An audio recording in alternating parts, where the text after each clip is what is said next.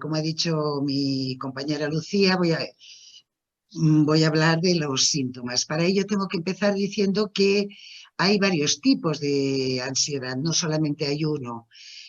Básicamente voy a enumerar 6 y de los cuales voy a explicar 4. Está el trastorno por ansiedad generalizada, las fobias, que pueden ser específicas o sociales, el trastorno por estrés postraumático, el trastorno por estrés agudo, el trastorno obsesivo compulsivo y las crisis de angustia. La primera que he mencionado, el trastorno por ansiedad generalizada, quizás es el que más se conoce, y es una ansiedad difusa que hay una preocupación por circunstancias vitales y cotidianas, por ejemplo, la familia, la salud, el trabajo, y a la persona le cuesta muchísimo identificar qué provoca dicha ansiedad. Los síntomas más específicos los podemos dividir tanto en físicos como en psicológicos. Los físicos podrían ser pulsaciones elevadas, sudoración excesiva, tensión muscular, mareos, desmayos, indigestión, diarrea, respiración agitada, presión en el pecho, sensación de ahogo. Los psicológicos podríamos agruparlos en preocupación constante, irritabilidad, problemas de concentración, insomnio, cansancio, miedo y sentirse asustado. El segundo grupo son las fobias, que, como he dicho, se caracterizan por una ansiedad cuando la persona se ve expuesta a un objeto o situación específica. Os puede resultar familiar personas que sientan un miedo extremo a las ratas, a las serpientes, a payasos, etc. Esta sería una fobia específica. O un miedo a volar, a subir al ascensor, etc.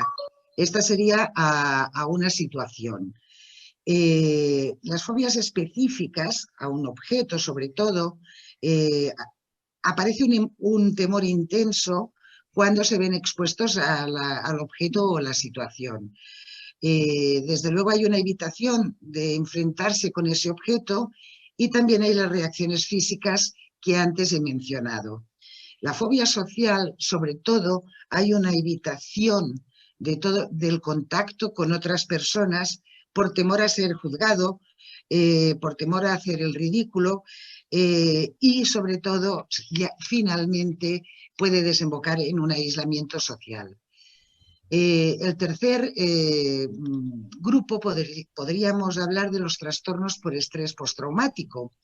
Suelen desencadenarse por la presencia de un traumatismo desencadenante y muchas veces sorpresivo. Por ejemplo, un accidente de tráfico, un atentado, un atraco, una violación.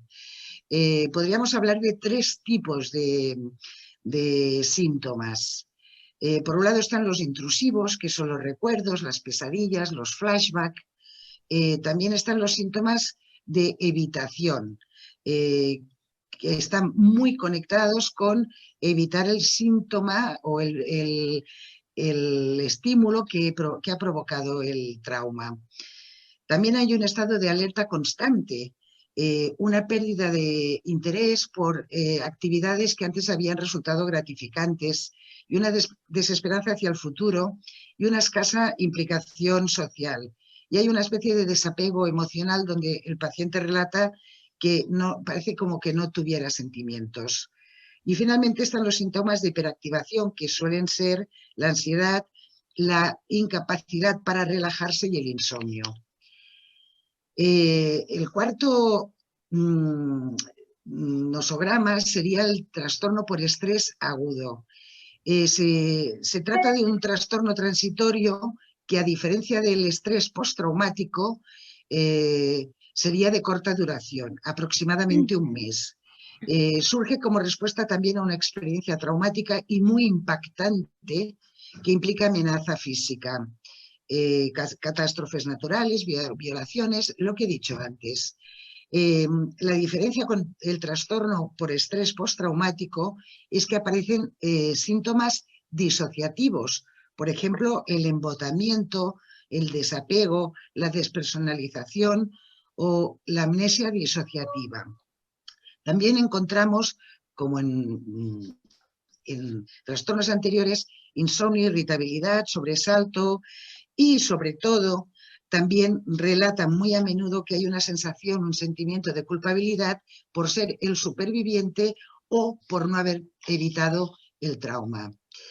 El quinto trastorno, que es el trastorno por obsesivo-compulsivo, voy a dejar que Cristina, que más adelante hablará, y ella ahondará en los síntomas. Lo mismo ocurre con las crisis de angustia, que Jesús Lucas nos dará una explicación mucho más amplia. Muchísimas gracias.